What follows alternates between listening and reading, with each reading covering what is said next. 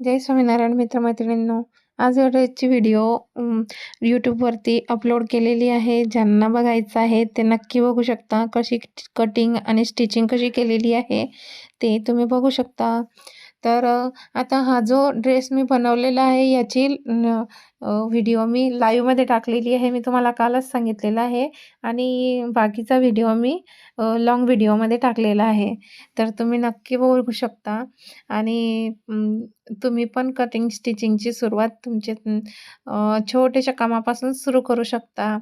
आजच्या दिवशी या ड्रेसची मला इतक्या कमेंट्स आल्या, इतक्या खूप WhatsAppला जास्ती आल्या आणि सर्वांना खूप आवडला.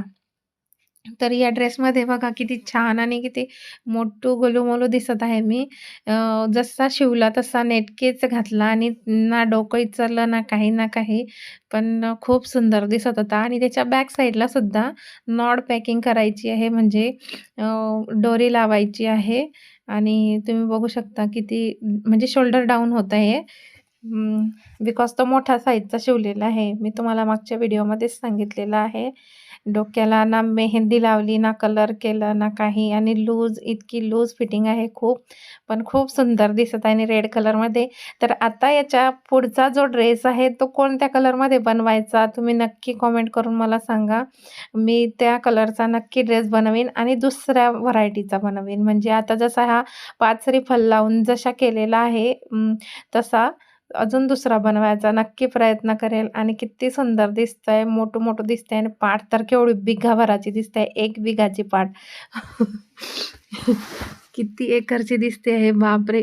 आणि खूप मोठी होऊन गेली. खरंच स्वतःला कधीच आरशात न बघता नुसते कामच करत राहायचे. नुसतं कामच करत राहायचे.